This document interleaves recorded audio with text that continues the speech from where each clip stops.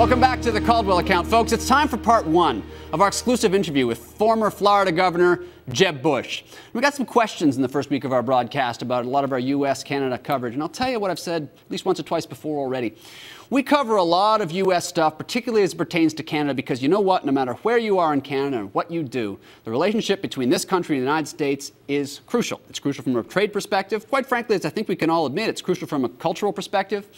But when we talk to Governor Bush, and you'll see in this first section, we talk about education. At the top of the broadcast, I said to you, great ideas come from everywhere. And frankly, folks, kids are kids. So any good ideas we have about looking after the education of our young people, I think it's worth doing. He's also got some thoughts on health care. That'll probably make some of you mad. But anyway, without further ado, I want to send you to our discussion with former Florida Governor Jeb Bush. Governor Bush, thank you very much for joining us. Thanks, Theo. I want to start by asking you about education. It's been written that every governor in the United States wants to be known as the education governor, but you actually were in your 2 terms as governor of Florida. When you came to office, Florida had one of the worst records in education in all kinds of areas. But after the 8 years of your governorship, Florida was at the top or near the top in every manner of category, from literacy rates to graduation rates and the rest. You've continued to speak out about education. You're ubiquitous in the press talking about it. You're often writing columns. You are still looked to by your own party and beyond as an authority in this country on education. Governor, how do you design, build, and maintain a successful education system? Well, ultimately, we need to move away from monopolies being the organizing principle, the structure around learning. We haven't done that in Florida, nor has any other state. But in the interim, we have 32,000 separate monopolies in the state, in the country. You know, it creates huge encumbrances to transform the system to make it look like something successful in the 21st century. So in the interim, what we've done in Florida is have higher expectations, higher standards, accurate measurements, great data collection, a focus on results. So we grade schools A, B, C, D, and F 100% based on student learning. The elimination of social promotion in 3rd grade, because 4th grade is when students begin to acquire knowledge. Up till then they're learning how to read. And then have abundant school choice options for parents. That formula, which is a suite of reforms, has moved Florida from the back to above the national average in a decade of time. I mean, it's taken a long time to do it, but we've moved the needle significantly. Now I think for the next generation of reforms, frankly for Canada as well, any place, is the digital learning revolution.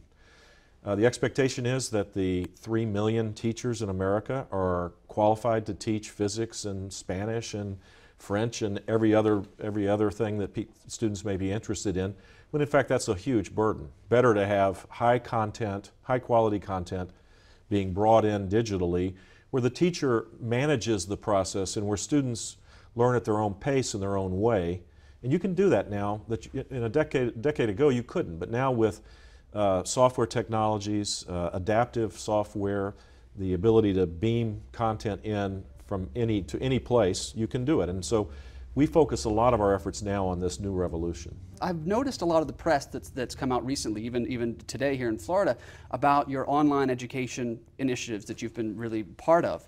I had one question about it. It makes a lot of sense as you describe it, but I was wondering about the socialization aspect of it. Sure. So it's a great question. In fact, I think the idea that we would all go in our caves and learn in our own way and our own pace is not relevant in a world where moms work, where dads work.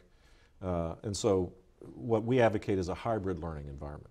Basically, the classroom would be transformed into a center of learning rather than, you know, little tykes sitting in chairs in front of a teacher with a blackboard.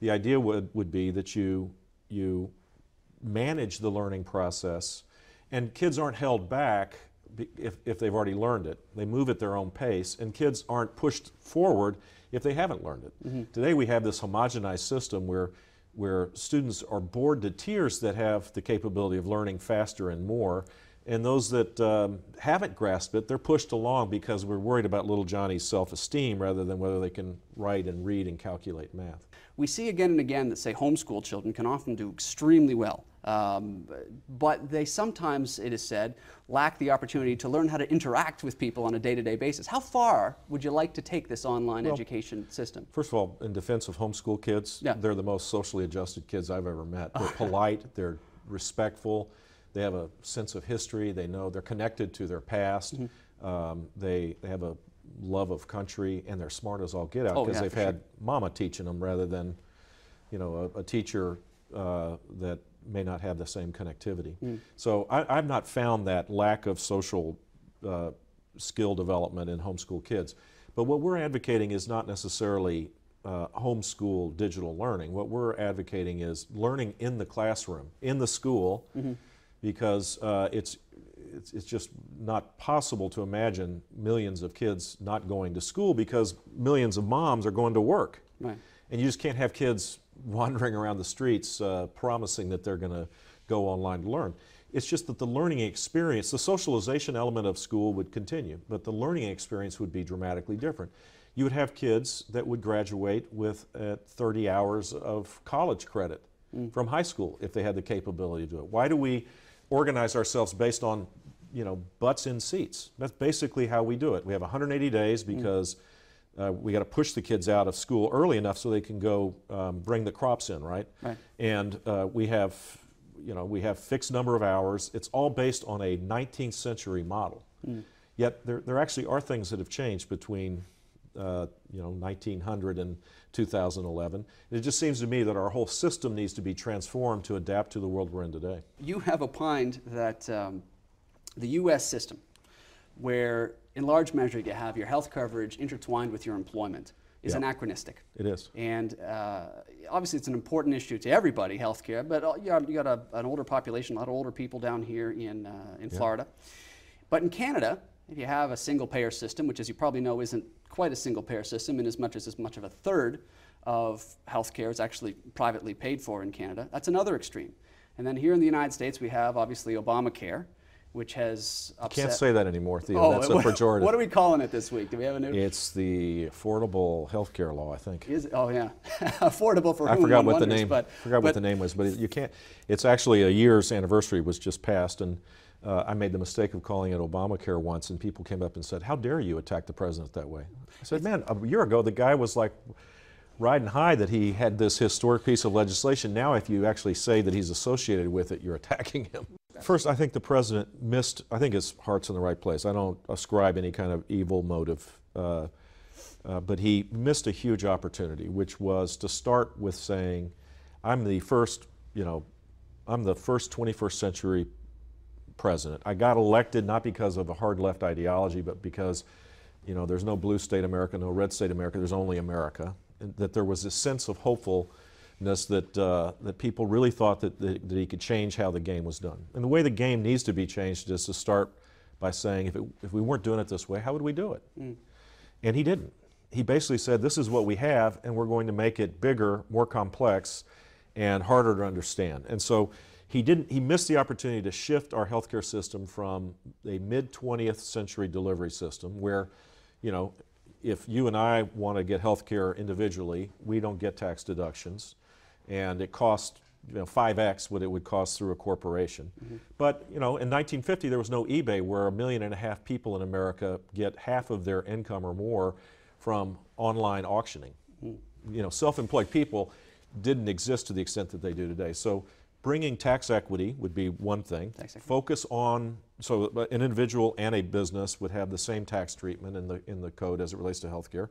I think moving a healthcare system to a healthcare system rather than a sick care system would be helpful. So 80% of the costs in healthcare in the United States are created by our own decisions, not by genetic disorders of any kind, but we smoke, we drink, we do all sorts of things that get us sick, and then we access the healthcare system.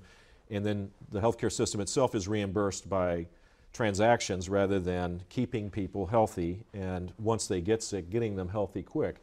So all the incentives are aligned the wrong way. And the president's healthcare bill, call it what you want, doesn't realign the interests. It maintains this distortion, misalignment of interests, and as such, it is bigger, it is certainly more complex.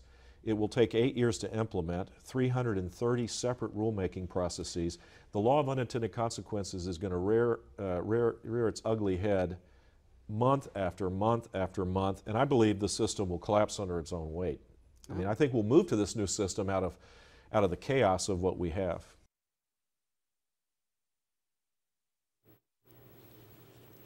That was part one of our exclusive interview with former Florida Governor Jeb Bush. Tune in tomorrow for part two, where Governor Bush talks to us about Cuba. Viewers already know I got some strong opinions about that, and with a huge Cuban population in Florida, Governor Bush has a lot to say. And his brother was president, his dad was president, but find out why Jeb Bush says he's not going to be president of the United States on the Caldwell account.